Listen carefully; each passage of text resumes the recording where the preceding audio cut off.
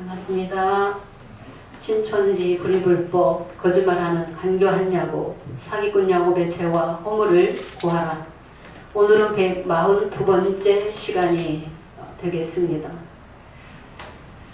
묵시의 말씀, 예언의 말씀, 이 계시록의 말씀이 정말 딱딱합니다. 그렇기 때문에 히브리서 5장 12절에서 14절에 마땅히 너희가 오래됨으로 선생이 되어야 할 터인데 아직도 젖이나 먹고 단단한 식물을 못 먹을 자가 되었도다. 단단한 식물은 의의 말씀이요 계시의 말씀이요 묵시의 말씀이죠. 천주교에서는 묵시록이라고 하는 것입니다. 정말 듣기 어렵다는 것입니다. 이해하기 정말 어렵다는 것입니다. 어렵기 때문에 주님이 영계를 다 아시고 혼동, 공허, 흑암이 깊은 가운데 있을 때 영계가 하나님을 알지 못하고 예수님의 십자가는 믿는다 하면서도 영계가 캄캄한 가운데 우리 주님이 66년 3월 14일 성령으로 오셔서 제일 첫 번째 열어주신 말씀이 비유, 짝짓기 말씀이 되겠습니다. 7별의 사자는 주님이 택해서 세우신 거죠? 네.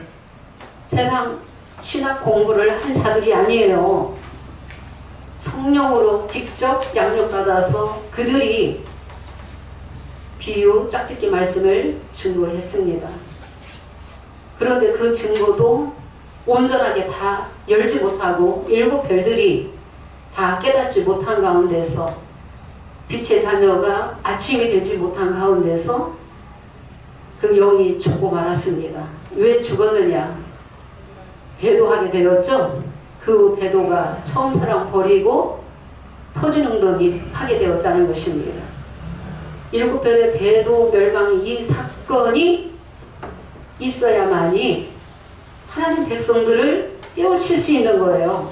성령의 자녀를 깨우치기 위해서 본으로 보여주셨고 희생이 제물이 되었다. 7별의 배도 멸망을 또 증거하는 누가 나왔어요? 계시록 5장 6절에 야곱이 나왔어요. 야곱은 야곱인데 이긴 자가 아니라 불법한 야곱, 거짓말하는 야곱, 간교한 야곱이 나왔어요. 간교한 야곱이라 할지라도 무엇을 허락하셨어요? 비유 기사를 허락하셨어요. 허락하신 분이 주님이시죠? 그 비유 기사를 가지고 불법한 야곱 신천지에서 많은 신령들에게 그 비유를 가르치면서 양육하고 있는 것은 주님께서 그 영계를 기르고 계시는 것입니다. 계시록 5장 8절에 내 생물과 금대접의 시대를 통해서 야곱의 12지파 이후에는 지성소에 들어오는 향이 나와야지 되고 향과 금대접의 이 시대를 통해서 이치를 깨닫게 하신 거죠. 그래서 인도자가 서게 되었습니다. 야곱의 죄와 허물을 고하라고. 주인공은 예수님이시지만 육계에도 인도자가 양육자가 오시는 말씀을 깨달을 수 있겠습니까? 깨달을 수 없어요. 양육자도 인도자도 주님이 택해서 세우시는 것입니다. 정말 딱딱하고 어려운 말씀일지라도 히브리서 5장 12절부터 보면 도의 초보가 무엇인지 도의 초보가 있다. 십자가를 증거하는 무시의 말씀을 모르면서 십자가만 믿고 있는 그 제단은 도의 초보입니다. 몽화 선생입니다. 그런데 어디까지가 도의 초보인가? 불법한 야곱까지가 부분적이요, 몽화 선생이요, 도의 초보라는 것입니다. 의의 말씀을 경험한 자는 장성한 자다. 그래서 딱딱하고 어렵기 때문에 단단한 식물로 비유하셨고 어렵기 때문에 말씀을 쪼개서 천천히 말씀을 나가고 있는 것입니다. 말씀이 듣기 어렵다, 이해하기 어렵다, 말씀 준비하기 어렵다 한다고 쉽게 포기하는 자는 절대 이긴 자가 될 수 없습니다. 예수님 제자들은 성령 받고 순교했어요. 진리를 전하시다가 다 순교했죠. 목숨을 두려워하지 않고 목숨을 내놓고 죽을 것을, 이 육체가 죽임 당할 것을 뻔히 알면서도 진리를 전했다는 것입니다. 우리는 그들의 순교자의 그 희생이 없었더라면, 예수님의 십자가 없었더라면 우리는 이 말씀을 들을 수 없습니다. 하나님의 천국 말씀이 아무 때나 열립니까? 아무 때나 들을 수 있습니까? 때가 됨으로 열리는 것이죠. 누가복음 22장 16절에 하나님 나라가 이룰 때 유월절 양식 먹을 것을 약속하셨습니다. 복 있는 자는 주야로 말씀을 묵상하는 자죠. 예, 주야로 말씀을 묵상해야지 되고, 열심으로 마음을 다해서 진심을 다해서 주님 앞에 시간을 들여서 정말 말씀을 들어보고 말씀을 또 새기면서 깨달아서 올라와야지 되는 것입니다. 그래서 믿는 것과 아는 것이 하나가 돼야지 되고, 그리스도의 장성한 분량이 충만한 데까지 올라와야지 되는 것입니다. 주님은 이긴 자를 찾고 계십니다. 이긴 자가 누구냐? 대표적으로 계시록 12장 11절에 어린 양의 피와 자기의 증거하는 말로 죽기까지 싸워서 이긴 자들이며 믿음의 정절을 가진 자들이죠. 믿음의 정절을 가지고 이긴 자가 되어야만이 영육으로 복 다 주시는 것입니다. 육의 복을 받기 위해서, 운세를 알기 위해서 점을 보러 다니고 점을 치러 다니고 다 그러고 있죠. 그 점이 다 100% 맞습니까? 다 그들이 알고 있습니까? 그 무당들도 무속인들도 자기 힘으로 하는 거 아니에요. 어느 정도로 맞지만은 다 알지 못합니다. 다 알 것 같으면 재난 받을 사람도 하나도 없어야 되고, 가난하게 사는 사람도 하나도 없어야 되고, 죽는 사람도 사고로, 불의의 사고로 죽는 사람도 하나도 없어야지 돼요. 다 부자로 살아야 돼요. 자기 앞을 한치 앞도 모르는 게 인생이에요. 예레미야 10장 23절에 인생의 길이 자기에게 있지 아니하며 걸음을 지도하니 걷는 자에게 있지 아니하도다. 하나님은 몇천 년 후에 이루어질 말씀까지도 선지자들을 통해서 다 예언해 놓으시고, 하나님의 능력으로 말씀을 하나도 가감하지 않고 그대로 이뤄나가시는 거예요. 일곱 별의 이 역사가 2000년 전에 사도 요한이 예언한 이 말씀이 실상으로 이루어졌다는 이 사실이 엄청난 거예요. 알고 보면 일곱 별과 일곱 금초대 역사가 비밀이라고 하셨죠? 비밀, 장막의 노정을 따라 촛대 역사가 먼저 있고, 그 다음에 12지파, 12진설병의 역사가 계시록 5장 6절이에요. 12지파 만들어서 지금 많은 사람들에게 비유를 증거하는 이 역사도 주님이 이루고 계신다는 것입니다. 그 노정을 쫓아와야지 돼요. 12지파 이후에는 계시록 5장 8절 향과 금대접의 역사가 성령의 역사가 되겠습니다. 영계 보좌에 영이 함께하는 목자가 그리스도의 대리자이며, 그리스도의 대리자죠? 대원자가 되겠습니다. 대원자를 만나야지 돼요. 누가 영계 보좌의 영과 하나 되었는가? 누가 성령과 신부의 역사인가? 성령과 신부를 통해서 생명수 샘을 먹고 영이 영생하게 되는 것입니다. 아무나 이 말씀 들을 수 없어요. 원하는 자가, 또 듣는 자가, 목마른 자가 말씀을 듣게끔 되어 있습니다. 지금 어려운 말씀들을 증거하고 있습니다. 어려운 말씀이지만은 깨달으면 쉬워요. 못 깨달았을 때 어렵다는 것입니다. 그 어렵고 어려운, 감춰놓은, 2000년 동안 감춰놓았던 이 말씀들이 이렇게 열린다는 것은 때가 되었고 영계의 보좌에 영이 왔기 때문에 말씀을 열어주시는 거예요. 열어주셔야만이 깨닫는 백성이 나오고, 깨닫는 백성이 나와야만이 새 노래 부르는 것이고, 새 노래 부르는 백성이 나라와 제사장 사역 감당하는 것입니다. 질그릇 깨트리는 철장 권세도 다 주시는 거예요.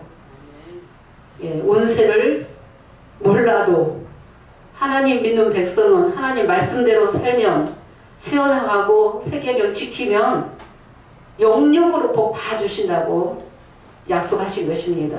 예, 영육으로 다 복 주셔요. 그래서 복이 있는 자는 시냇가에 심은 나무가 시절을 쫓아 과실을 맺으며 그 행사가 모든 만사가 다 형통하리로다.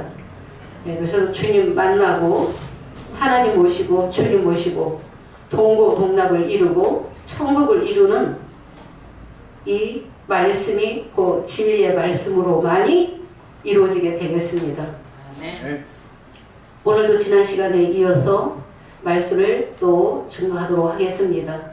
지난 시간에 스가랴 1장 18절에서 21절의 말씀 가지고 증거했습니다. 말씀이 정말 그동안 들어보지 못했던 말씀이고 어려운 말씀이기 때문에 말씀을 단단한 식물이기 때문에 말씀을 쪼개서 좀 자세하게 증거를 하고 있습니다. 스가랴 1장 18절에서 19절에는 네 뿔을 보게 되었습니다. 스가랴 선지자는 네 뿔에 대해서 기록을 했고 또 공장 4명에 대해서 기록을 했습니다. 다니엘 선지자는 10뿔이 또 있다. 10뿔이 있고 또 10뿔을 보니까 유심히 보니까 작은 뿔이 또 나오더라. 10뿔 외에도 또 다른 뿔이 있다라고 기록을 해놨습니다. 계시록 12장 13장 다 이루어졌고 계시록 16장 대접의 역사도 다 끝났고 음료도 심판 다 받고 바벨론도 다 심판 받았으면 이러한 실상들을 육하원칙으로 증거할 수 있어야지 됩니다. 예, 10뿔에 대한 것도 작은 뿔에 대한 것도 네 뿔에 대한 것도 육하원칙으로 증거할 수 있어야지 됩니다. 우리는 실상은 모르지만 이기는 말씀 주신 것이죠. 네 뿔은 어떤 일을 하는가? 유다와 이스라엘과 예루살렘을 해치기 위해서 네 뿔의 역사가 있다. 계시록 9장 14절에도 있고 계시록 12장과 13장 시대에도 유다와 이스라엘과 예루살렘을 해치는 역사가 있는 걸로 봐서 네 뿔의 역사가 감춰져 있다는 것을 알게 되었습니다. 스가랴 1장 20절에는 때에 공장 4명이 또 등장하게 되죠. 예, 공장 4명이 등장하는데 공장 4명이 두렵게 한다고 했죠. 두렵게 하는 역사. 그래서 심판하는 권세를 가지고 왔기 때문에 이 공장 4명에 대한 이 말씀은 스가랴 6장의 두산 사이에서 나오는 네 병거의 역사입니다. 네 병거의 역사이며 두산 사이에서 나오는 네 병거는 하늘의 네 바람으로서 누구를 심판하는가? 부편 땅에 나가서 하나님 마음을 시원케 하는 걸 보니까 바벨론이 완전히 다 심판받을 때 유다와 이스라엘과 예루살렘을 해친 이 네 뿔도 열국의 뿔들도 다 심판받게 된다는 것을 알게 되었습니다. 아직 계시록 18장 2절에서 3절에 귀신의 초소 가증한 새가 모이는 곳 선악나무 바벨론 아직 안 무너졌어요. 타락한 개신교가 바벨론이다 라고 증거했습니다. 진짜 바벨론, 영적 바벨론 본부가 있다는 것입니다. 계시록 17장 1절에 많은 물 위에 앉아있는 큰 음녀, 이 큰 음녀가 어디에 앉아있어요? 많은 물 위에 앉아있고 많은 물은 백성물이 열국과 방언들이며 계시록 17장 5절에 비밀인데, 이 여자는 비밀인데 큰 음녀다. 큰 바벨론이다. 음녀들과 가증한 것들의 어미다. 그래서 계시록에는 몇 가지의 비밀이 있어요? 네 가지의 비밀이 있죠? 일곱 별과 일곱 금 촛대의 비밀이 있고, 그 다음에 어떤 비밀이 있어요? 계시록 10장 7절에 일곱째 나팔의 비밀이 있고, 세 번째 계시록 17장 5절에 큰 음녀의 비밀이 있는데 큰 바벨론이라. 이 바벨론이 알고 보니까 계시록 17장 18절에 땅의 임금들을 다스리는 큰 성이다 라고 했습니다. 많은 물 위에 앉아있는 큰 음녀, 일곱 머리 열둘 가지 짐승을 타고 있는 큰 음녀, 예, 본부가 있다는 거예요. 예, 이 실상이 누가 되어야 되는 것인지, 예, 지금은 바벨론이 없는 것인지, 그때만 바벨론이 등장하는 것인지, 이 영적 바벨론이 계시록 18장에서 보니까 귀신의 처소다. 가증한 새가 모이는 곳이요, 더러운 영이 모이는 곳이, 예, 그 바벨론이라고 하신 것입니다. 그래서 바벨론을 심판하는 이 역사에 누가 들어오는가? 스가랴 6장 20절에 공장 4명의 역사이며, 공장 4명은 스가랴 6장의 두 산 사이에서 나오는 네 병거의 역사이며, 이 네 병거는 영계는 누구가 돼야지 돼요? 네 생물이 돼야지 되죠? 네. 6계는 권세자 4명, 공장 4명, 하늘에 내 바람이라 했기 때문에 바람을 불었다, 바람이 놓였다는 것은 바벨론을 심판하기 위해서 내 병거의 역사가 있게 된다는 것입니다. 계시록 12장 13장 이루어졌다고 하는데 넷불에 대한 실상도 증거 못하고, 공장 4명에 대한 증거도 실상으로 증거 못하고, 10불에 대한 실상도 신천지에서 증거하는 증거가 맞습니까? 안 맞아요. 바다에서 7머리 10불이 들어와야지 돼요. 81년 9월 20일 사건이 계시록 9장도 되고, 계시록 12장 사건도 되고, 계시록 13장도 다 그때 이루어졌다.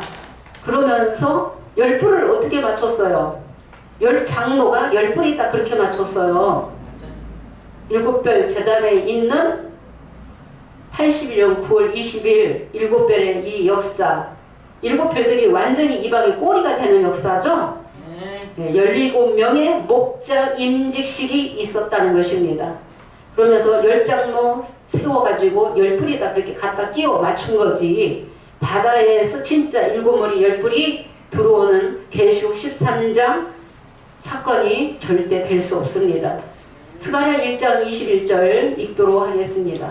내가 가로되 그들이 무엇하러 왔나이까 하며 대답하여 가라사대 그 뿔들이 유다를 해쳐서 사람으로 능히 머리를 들지 못하게 하며 이 공장들이 와서 그것들을 두렵게 하고 이전의 뿔들을 들어 유다 땅을 해친 열구의 뿔을 떨어뜨려 하느니라 하시더라. 네, 내가 가로되 그들이 무엇하러 왔나이까 대답하여 가라사대 그 뿔들이 유다를 해쳐서 사람으로 능히 머리를 들지 못하게 하매, 그 말씀 알아봤죠? 지난 시간에. 네, 하늘 별 3분의 1을 끌어다가 땅에 던지는 역사가 있고, 계시록 13장에는 온 땅이 이상역의 짐승을 다 쫓아가게 되고 용에게 경배하고 짐승에 경배하는 사건이 있게 되더라는 것을 알게 되었습니다. 이 스가랴 선지자나 다니엘 선지자나 에스겔이나 이사야나 보면은 대선지자도 있고 12소 선지자도 있고, 또 모세도 많은 말씀들을 예언을 하게 되었습니다. 계시록에 이 사건이 기록이 많이 되어 있다는 것입니다. 구약 시대에 이루어질 말씀도, 주님 두 번째 다시 오셔서 이루어질 말씀도, 몇천 년 후에 이루어질 말씀까지도 다 예언해 놨다는 것입니다.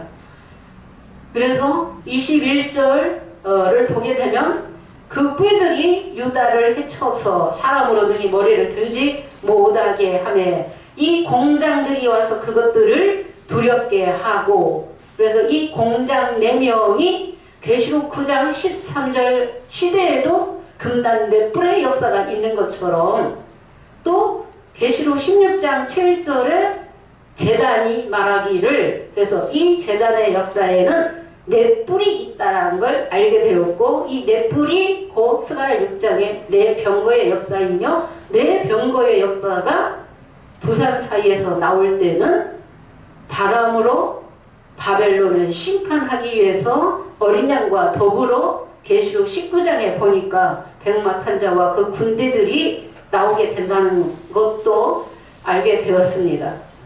그러면 다니엘 선지자가 열 뿔에 대한 것과 작은 뿔에 대한 것을 예언을 했습니다. 선지자들이 예언서를 굉장히 많이 기록했는데 다니엘서는 특히 날짜도 나오고 기간까지도 다 정해져 있고 계시록 12장과 13장의 비중이 제일 많다는 것입니다. 계시록 12장과 이 13장의 이 사건이 기록한 이 비중이 제일 많이 기록되어 있습니다. 다니엘 7장 7절 읽어보겠습니다. 네 뿔만 있는가? 열 뿔도 있다. 열 뿔도 있고 작은 뿔의 역사도 있다. 네, 작은 뿔 이런 말씀들을 실상으로 증거할 수 있는가? 절대 못하죠? 네. 읽어보겠습니다.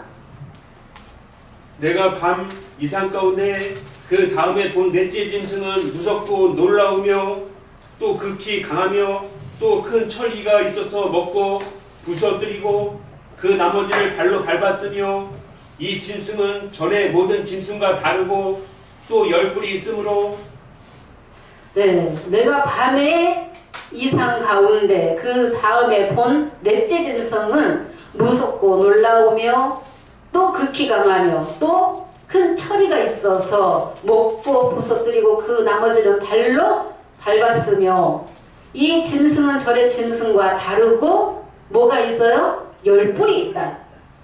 이게 비밀이에요. 넷째 짐승에 왜 열 뿔이 있는가? 이 열 뿔은 실상으로 이루어졌는가? 이 열 뿔이 어디에서 나와요? 계시록 12장과 13장에 머리가 7이요 뿔이 10인 짐승이 나오죠. 12장에는 붉은 용이 나오고 13장에는 한 짐승이 나오는데 이 넷째 짐승을 누구라고 알고 있어요? 넷째 짐승. 네, 다니엘 7장 2절에서 3절에 다니엘 선지자가 이 상을 보았습니다. 하늘에 대해 바람이 큰 바다로 몰려 불더니 누가 나왔어요? 큰 짐승 넷이 나왔는데 그 큰 네 짐승이 17절을 보면은 바다에서 세상에서 일어날 내 왕이다 라고 기록이 되어 있죠? 네. 그러면은 이 첫째 짐승, 네 짐승 중에서 첫째 짐승은 무엇 같고? 사자 같고, 둘째는 곰 같고, 셋째는 표범 같고, 넷째 짐승은 철이 가진 짐승. 예. 이가 철이를 가졌어요. 발톱이 노수로 되어 있고, 먹고 다 부서뜨리고, 모든 것을 다 빻아버리는 큰 권세를 가지고 있다는 거예요. 넷째 짐승. 그래서 이 넷째 짐승, 그래서 첫째는 바벨론이며 둘째는 메대와 바사이며 셋째는 헬라이며 넷째는 로마를 이렇게 짐승으로 비유해서 다니엘 선지자를 통해서 예언한 말씀이 실상으로 진짜 이루어졌다는 거예요. 그래서 다니엘 선지자가 다니엘 2장 21절을 보면은 그는 때와 법을 때를 변하시며 왕들도 패하시고 왕들도 세우시기도 하시고 지혜자에게 지혜도 주시고 지식자에게 총명도 주신다. 은밀한 것을 다 알고 계시고 다니엘 선지자는 이 다니엘 7장을 언제 기록했는가? BC 553년경에 다니엘 7장을 기록했어요. 다니엘 7장의 이 이상은 다니엘 5장 사건 앞에 있었던 이상이 되겠습니다. 먼저 봤어요. 다니엘 5장 사건 전에 다니엘 7장을 먼저 봤는데 그 뒤에 이렇게 다니엘 7장이 이렇게 기록된 거예요. 예, 5장 사건 전에 먼저 이상을 보게 되었어요. 다니엘 선지자가 네 짐승에 대한 이상을 보았고 이 네 짐승에 대한 이상을 꿈을 누가 꾸게 되었어요? 예, 똑같은 이 사건을 BC 604년에 바벨론의 느부갓네살 왕이 큰 신상을 보게 되었습니다. 꿈을 꾸게 되었죠? 꿈을 꾸는데 그 꿈도 다 어떤 꿈인지를 다 잊어버리고 있었어요. 바벨론의 술객들, 박사들, 점장이들 다 불러다가 그 꿈을 얘기도 해주지도 않고 얘기해봐라. 아무도 알 자가 없었죠? 네, 다니엘 선지자가 그 꿈에 대한 그 해석을 해주게 되는 것입니다. 다니엘 선지자가 정확하게 다니엘 2장에는 뭐라고 나와 있어요? 다니엘 2장 31절부터 보면은 머리는 정금이요, 가슴과 팔은 은이요, 배와 넉작다리는 노치요, 종아리는 철이요, 그 발은 얼마는 철이요, 얼마는 진흙이었나이다. 왕이요, 왕이 금머리니이다. 분명하게 밝혔죠? 그래서 이 똑같은 느부갓네살 왕이 꿈꾼 이 사건을 다니엘 선지자가 BC 553년경에 이상을 보게 되었는데 이 넷째 짐승이 로마까지라는 것을 다 알고 있는데 이 열불에 대한 이 실상을 모르는 거예요. 그래서 이 열불에 대해서 어떻게 증가하고 있어요? 초보에서 어떻게 증가하고 있어요? 이시 10개국이다. 그리고 바벨론이 중동 이라크다. 라고 그렇게 증가하고 있잖아요. 그래서 이 넷째 짐승이 곧 로마인데 이 로마를 베드로는 뭐라고 했어요? 바벨론이라고 했죠? 왜 로마를 바벨론이라고 했는지 넷째 짐승에게서 열불이 나오게끔 예언이 되어 있다는 것입니다. 다니엘 7장 7절 내가 밤 이상 가운데 그 다음에 본 넷째 짐승은 무섭고 놀라우며 극히 강하며 철이가 있어서 먹고 부서뜨리며 나머지는 발로 밟았으며 이 짐승은 전의 짐승과 다르고 또 열불이 있으며 열불 이 열불이 계시록 12장과 13장을 빼놓으면 절대 알 수 없죠? 열불 다니엘 7장 8절 보도록 하겠습니다. 내가 그 뿔을 유심히 보는 중 다른 작은 뿔이 그 사이에서 나더니 먼저 뿔 중에 셋이 그 앞에 뿌리까지 뽑혔으며 이 작은 뿔에는 사람의 눈 같은 눈이 있고 또 입이 있어 큰 말을 하였느니라. 네, 내가 그 뿔을 유심히 보는 중 다른 작은 뿔이 그 사이에서 나더니 그러면 신천지 총회장은 사자 같고 곰 같고 표범 같고 철이 가진 이 넷째 짐승 첫째에서 넷째 짐승 이거를 다 영적으로 다 풀어버려요.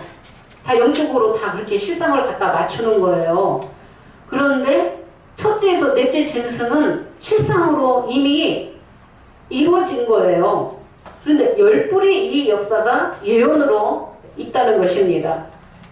그 뿔을 유심히 보는 중 다른 작은 뿔이 그 사이에서 나더니 먼저 뿔 중에 셋이 뿌리까지 뽑혔으며 이 작은 뿔에는 사람의 눈 같은 눈이 있고 또 입이 있어 큰 말을 하였더라.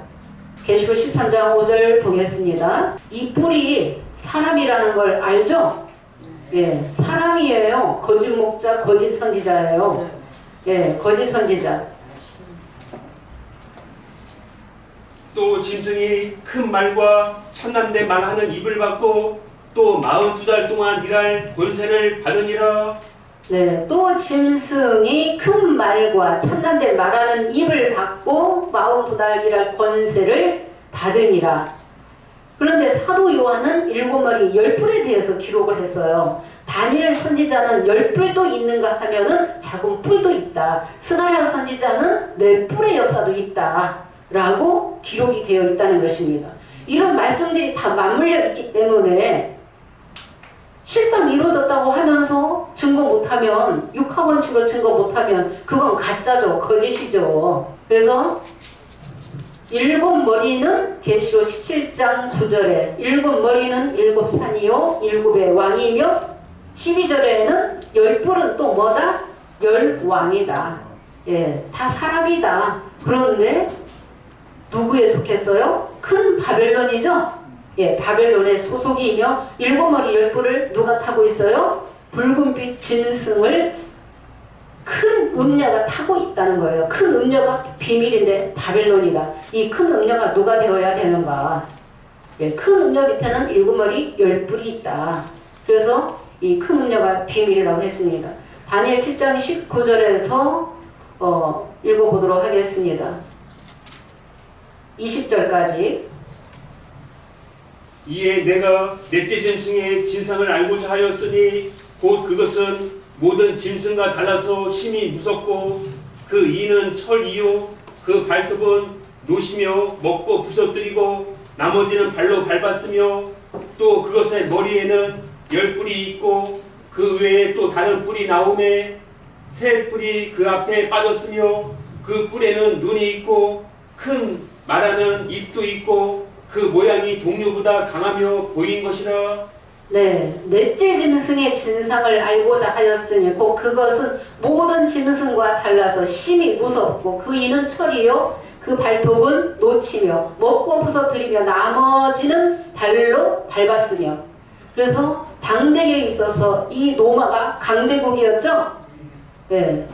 그래서 바벨론도 메대와 바사에 의해서 망하게 되었고 메대와 바사는 헬라에 의해서 망하게 되었고 헬라는 또 로마에 의해서 망하게 되었다는 것입니다. 이런 나라까지도 하나님이 다 주관하고 계시고 하나님의 계획 속에서 이루어진다는 거예요. 그래서 나라도 폐하시고 나라도 세우시고 왕들도 폐하시고 왕들도 세우시는 그 권한이 주님께 있다는 거예요. 백성이 무지하고 못 깨달으면 악한 왕도 세우시는 거예요. 20절에 또 그것의 머리에는 뭐가 있어요? 열뿔이 있고. 왜 넷째 짐승에 이 열뿔이 있는가? 이게 키포인트예요. 이게 핵심이에요. 넷째 짐승의 진상을 알고자 하였으니 곧 그것은 모든 짐승과 달라서 심히 무섭고. 20절에 또 그것의 머리에는 열뿔이 있고 그 외에 또 뭐가 있어요? 다른 뿔이 나오매. 새 뿔인가? 네. 이런 말씀들 모르고 있죠? 그냥 대충 알고 있죠? 신천지. 일곱 머리 열뿔. 그냥 다 갖다 맞춘 거죠? 청지기 교육원이 일곱 머리다. 열뿔은 열장로다. 열뿔이 있으면 이 작은 뿔, 그 외에 다른 뿔, 이런 실상이 있어야지 됩니다. 꼼짝없이 다 잡히는 거예요. 그래서 성령으로 받지 못한 것을 자기 마음대로 말씀을 하면은 잡히는 거예요. 또 다른 뿔이 나오매 새 뿔이 그 앞에서 빠졌으며 그러면 그 앞에서 빠진 이 새 뿔은 뭐냐? 그런 것도 다 따져야 되겠습니다. 그 뿔에는 뭐가 있어요? 눈도 있고 큰 말하는 입도 있고 그 모양이 동류보다 강하여 보인 것이라. 그래서 큰 말과 참나된 말하는 입을 받고 42달이라 권세 받고 들어오는 역사가 계시록 13장 후 3년 반 역사이며 전 3년 반에도 제사와 예물을 금지하는 역사, 짐승의 때가 7년 대환란의 기간이 짐승의 때가 있는가 하면은 똑같이 대갚아주는 그 기간도 있다는 것이죠. 대갚아주는 기간 7년 동안 대갚아주는 거예요. 그 말씀이 어디에 기록되어 있어요?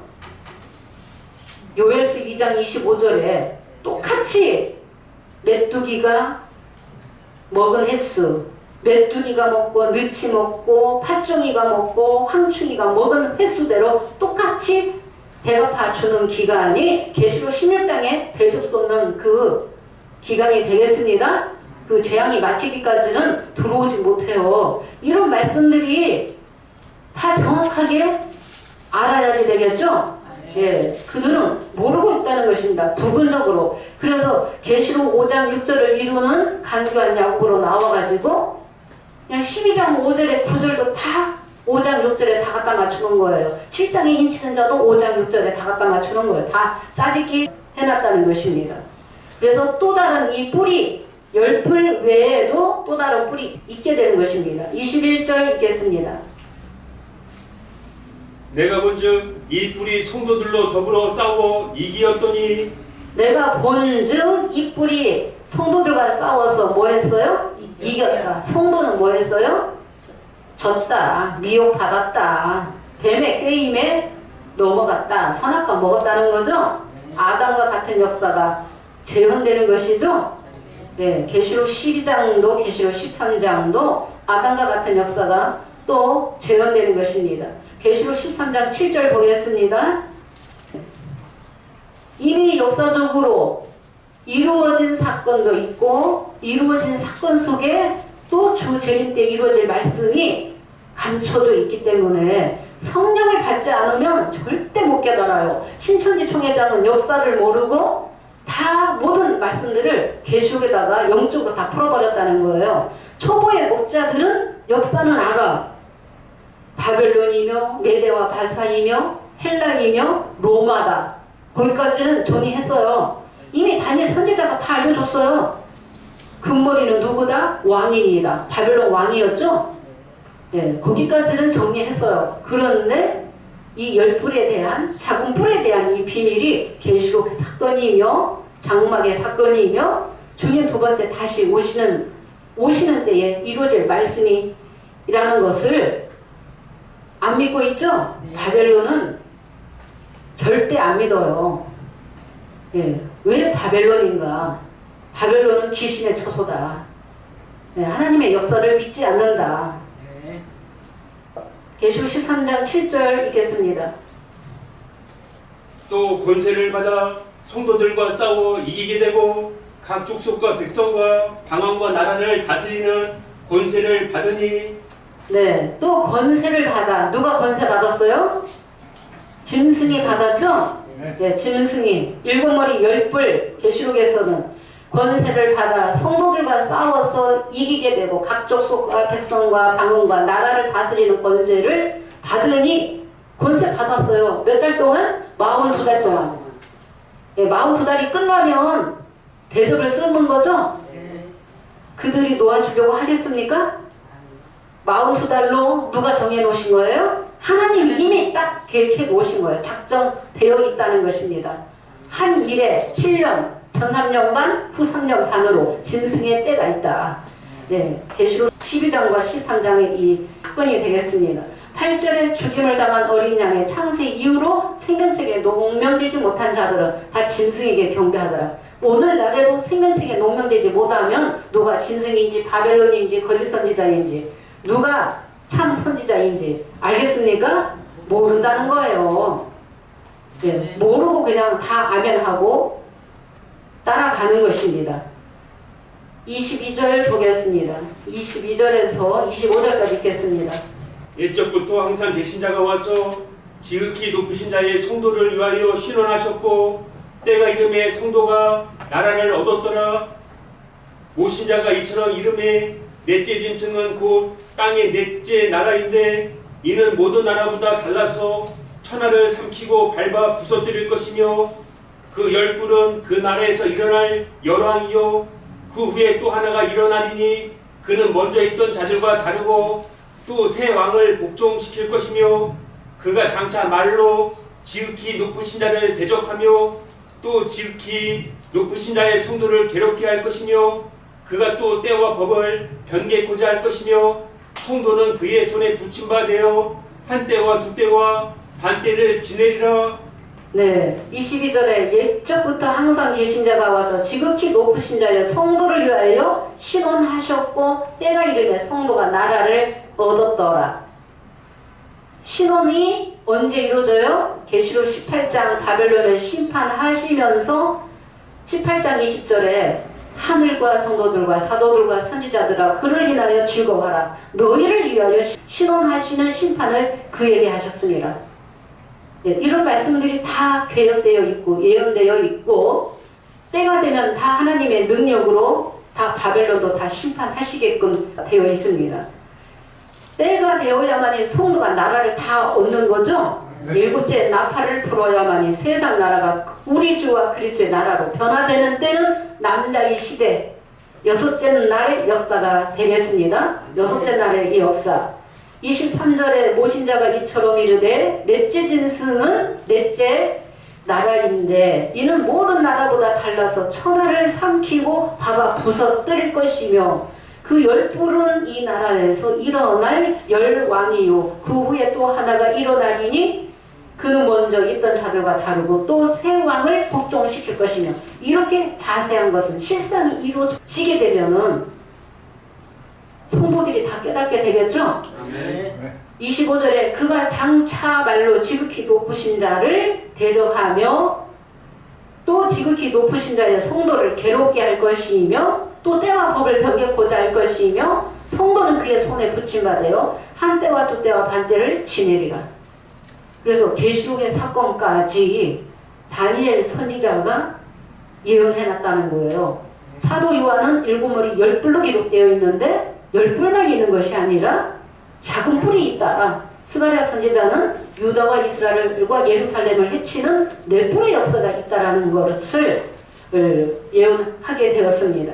그러면 다니엘 7장의 넷째 짐승에게서 열 뿔이 나오게 되는데 이 열 뿔이 바벨론의 소속이며 계시록 12장과 13장 일곱 머리 열뿔 가진 붉은 용 일곱 머리 열뿔 가진 짐승을 누가 타고 있는가? 계시록 17장 3절에 큰 음녀가 타고 있는데 음녀가 곧 바벨론이다 라고 했습니다. 바벨론이 곧 이것이 곧 비밀이다 라고 했습니다. 그러면 다니엘 2장을 보도록 하겠습니다. 31절부터 읽겠습니다. 33절까지 다니엘 7장의 첫째에서 넷째 짐승을 다니엘 선지자가 이상을 봤고 똑같은 사건을 BC 604년경에 누부갓네살 왕이 꿈을 꾸게 되었습니다. 다니엘 선지자가 그 꿈에 대한 해석을 해주게 되는 것입니다. 그래서 다니엘 선지자가 하나님께 기도했고 하나님은 다니엘 선지자와 함께 하셨고 바벨론의 1차 포로로 잡혀갔죠. 다니엘 선지자가 BC 605년경에 바벨론에 잡혀가서도 하나님은 누구와 함께 하셨어요? 다니엘 선지자와 함께 하셔서 다니엘 선지자가 정말 엄청난 것을 기록을 했다는 것입니다. 예언해놨다는 것입니다. 다니엘 2장 31절에서 33절 보겠습니다. 왕이여 왕이 한 큰 신상을 보셨나이다. 그 신상이 왕이 앞에 섰는데 크고 광채가 특심하며 그 모양이 심히 두려우니 그 우상의 머리는 정금이요 가슴과 팔들은 은이요 배와 넓적다리는 노치요 그 종아리는 철이요 그 발은 얼마는 철이요 얼마는 진흙이었나이다. 네, 왕이여 왕이 큰 신상을 보셨나이다. 다니엘 선지자는 그 꿈을 꾸지도 않았어요. 누가 알려주셨어요? 하나님이 알려주셨어요. 누부갓네살이 꿈을 다니엘 선지자에게 알려주셔서 다니엘 선지자가 왕 앞에 대면하게 되었죠. 왕 앞에 대면하게 되면서 왕이여 왕이 큰 신상을 보셨나이다. 그 신상이 왕의 앞에 섰는데 크고 광채가 특심하며 모양이 두려우며 우상의 머리는 정금이요 가슴과 팔은 은이요 배와 넓적다리는 노치요 종아리는 뭐예요? 철이에요. 그 발은 얼마는 철이요 얼마는 진흙이었나이다. 그 철의 나라가 누구예요? 로마예요. 로마이며 로마가 베드로전서 5장 13절에 바벨론이다. 왜 바벨론이라고 했는가? 로마 법원권의 정신이 고대 바벨론의 정신과 같다. 로마 이상을 구현하고 공적인 존엄, 인간 중심, 인본주의의 사상. 창세기 11장에는 바벨탑을 쌓았죠? 왜 쌓았어요? 우리 이름을 내자. 예. 우리가 이룬다. 우리 이름을 내기 위해서. 하나님의 언약과 약속을 안 믿는다. 바벨론은 하나님과 언약을 안 믿는다는 거예요. 그리고 이 로마 때에 네로 황제 때, 도미티안 누스 황제 때 순교자들이 엄청 많이 나왔다는 거예요. 예수님의 제자들이 대부분 다 순교했다는 것입니다. 그래서 기독교인들, 유대인들 완전히 뭐 하려고 했어요? 말살을 시키려고 했다는 것입니다.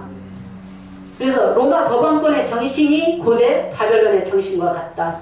누구는 아직 살아있어요?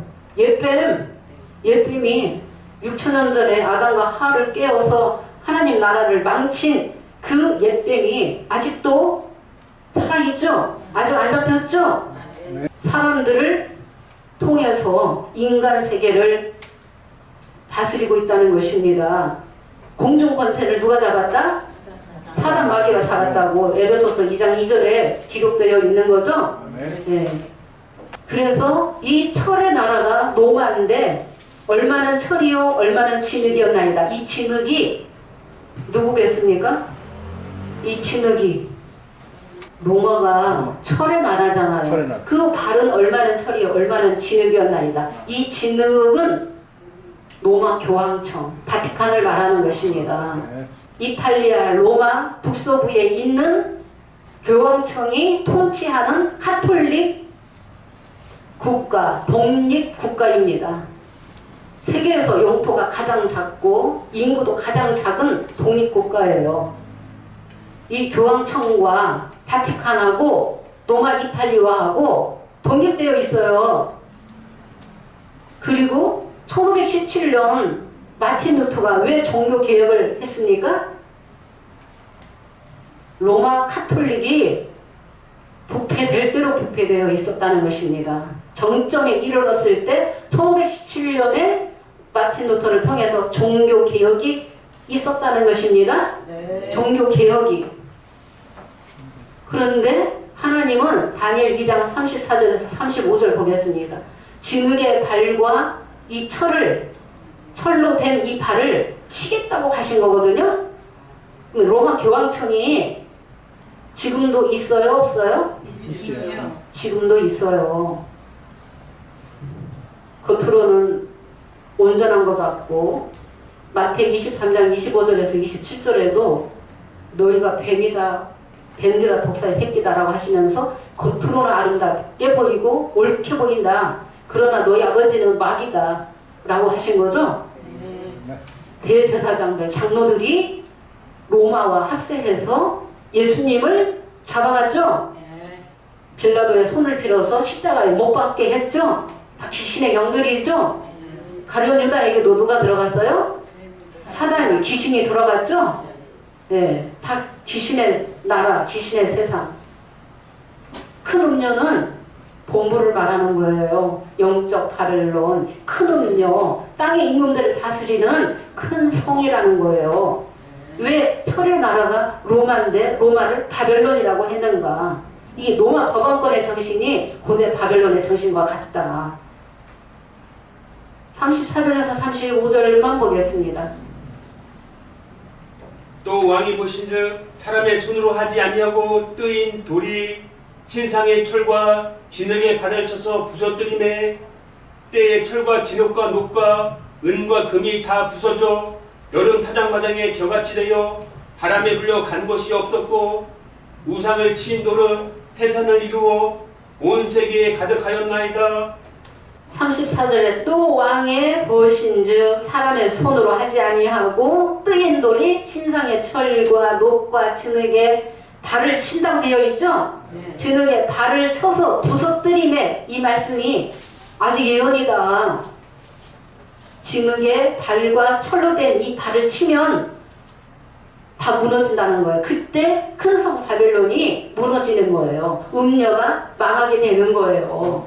음녀가 때에 철과 진흙과 녹과 은과 금이 부서져 여름 타작마당에 겨같이 되어 바람에 불려간 곳이 없었고 우상을 친 돌은 무엇을 이루어? 세상을 이루어 온 세계 가득하였나이다. 그래서 다니엘 선지자가 구약 시대에 이루어질 말씀과 주 재림 때 이루어질 말씀이 다 예언되어 있다는 거예요. 엄청난 말씀이 기록되어 있다는 거죠. 그래서 로마 이탈리아와 독립된 그 국가 바티칸입니다. 바티칸에 뭐가 있어요? 교황청이 있어요. 교황청의 수장은 누구예요? 교황이에요. 2000년 역사를 가지고 있는데 예수님의 사도, 예수님의 제자, 수제자, 사도 베드로의 누구다? 후계자다. 자칭 후계자다. 그래서 67년도에 베드로가 순교했고 67년도 그때 또 2대가 예, 교황 이름까지 다 나와 있죠. 예, 로마 이 카톨릭이 완전히 부패했다는 거예요. 예, 귀신의 처소다. 또 1517년 프로테스탄트 개신교가 파생되었죠. 장로교도 감리교도 그 이후에 나왔죠. 개신교가 완전히 타락했을 때 66년 3월 14일 주님이 성령으로 오셔서 일곱뼈가 일곱금 초대 역사가 이루어진 거죠. 예, 어린 양의 인도는 초대부터 일어나신다. 어린 양의 인도를 따라가지 않으면 주님 만나지 못한다. 교황이 최고의 교황청의 성직자이며 베드로의 후계자이며 그리스도의 대리자다. 그리스도의 대리자가 아닙니다. 그리스도의 대리자면 말씀이 있어요? 금과 보석과 진주로 꾸미고 있다 그랬죠? 다 성경 가지고 있죠? 예. 예, 여기까지만 하겠습니다. 다음 시간에 예, 또 이어서 하겠습니다. 감사합니다.